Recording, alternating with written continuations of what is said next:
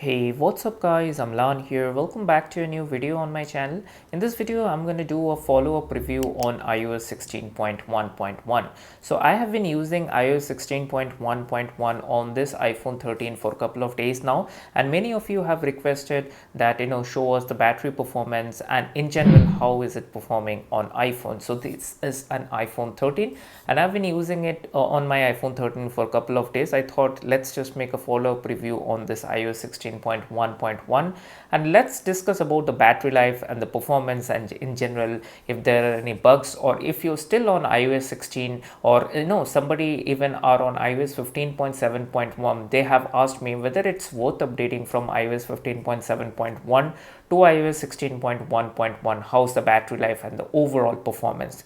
So I'm going to discuss that in this video. If you are interested, do watch this video till the end. But before that, if you're new here and happen to enjoy this kind of videos on this channel, do give this video a thumbs up and also consider subscribing to the channel.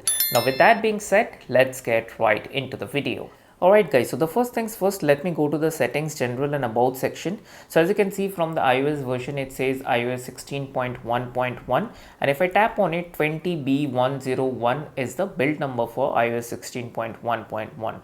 Do keep in mind, if you are on iOS 16, you are scheduled to get this. You don't need to download or install any sort of profile in order to get this update. So this is a part of stable series of update. Now this update got released few days back and I have been using it on my iPhone 13, and the first thing I have to say, if you are on iOS 16.1, then definitely do upgrade, because not only this is a security update, this update actually gives me a lot of storage, iPhone storage back. So if I just show you, before updating it was like 68 GB available space free, and as you can see from the available space what is available right now on my phone, it's like 76.94 GB is free. So with this update I actually got couple of gigabytes of my iPhone storage back, so that's a good thing.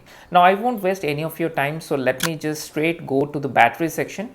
If I go to the battery section, before we take a look at the graph and all, let me talk about the battery health and charging. So I've been using this iPhone 13 for a couple of months and the battery health is 100%, and I have discussed this before. Some of you are getting this clean energy charging which has been recently introduced, but that's not a big deal.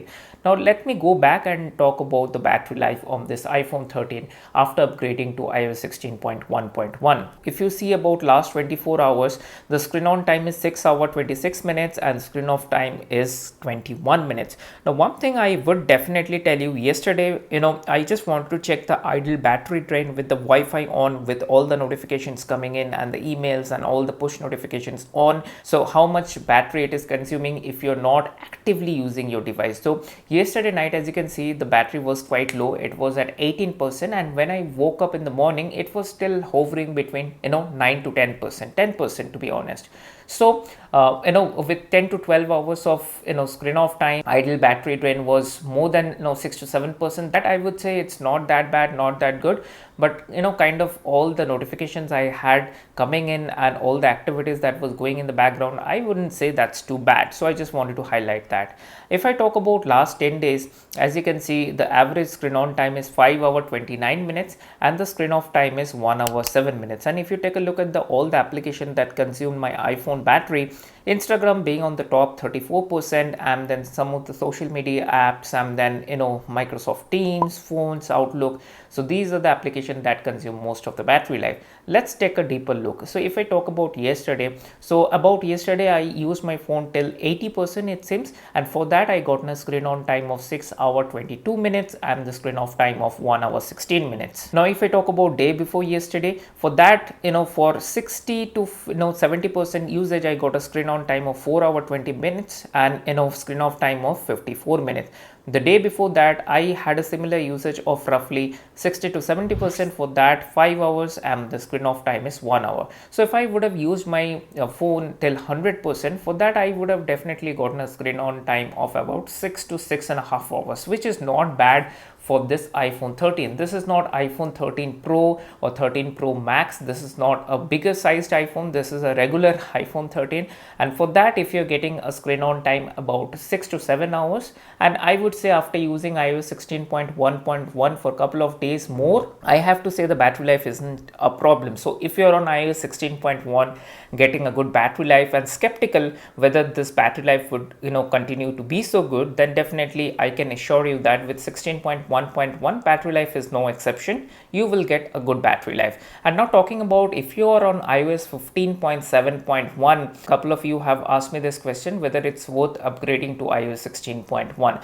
I would say if you're happy with iOS 15.7.1, just make sure that you're getting the security updates. Unless you're not happy with the battery life, then don't upgrade to iOS 16 if you don't need the new features, right? So iOS 16 has a lot of lock screen customization and cool features for which most of the people did upgrade from iOS 15 to iOS 16. So if you don't want that cool features and if you're happy with the battery life kind of what you're getting on your iPhone right now, then I don't see a point whether you need to upgrade to iOS 16.1.1. But to be honest, I would say 16.1 has been on the more stable side and has a good battery life overall.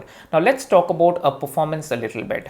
Now talking about the performance on the initial video, I said the performance is good, and also I shared the Geekbench 5 score, which I will share again after using it for a couple of days more. But one thing I will just say this again, on the previous video I mentioned that if I open any app and then close it, let's suppose I'm opening settings and swiping to the home screen, there was certain lag that was associated, and it was happening 5 to 6 out of 10 times it was happening. So it was pretty much bothering me, and with iOS 16.1.1 I said this on the initial video that it looks like it is fixed, but during this testing period of time, for the time that I've used for 4 to 5 days, I would say it is not resolved fully.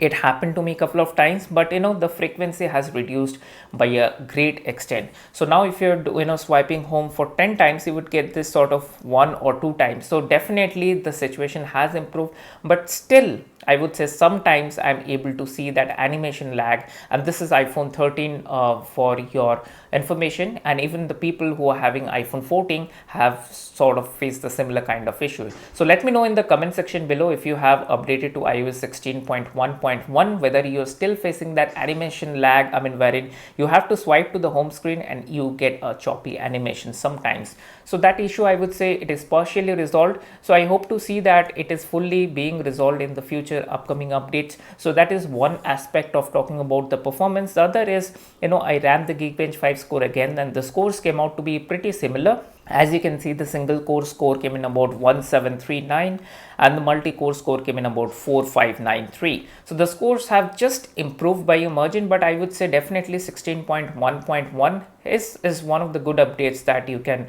expect on iOS 16. So definitely if you're on iOS 16.1, do upgrade to iOS 16.1.1. It gives you some of the new features like new widgets, and then the security updates, which is very, very important, and I highly recommend if you're on iOS 16.1, and then definitely do upgrade at least for the security features. So then again, that's it for this video. I just wanted to talk about the iOS 16.1.1 battery life and the performance. We can hope that we will get to see the iOS 16.1.2 probably in next few weeks.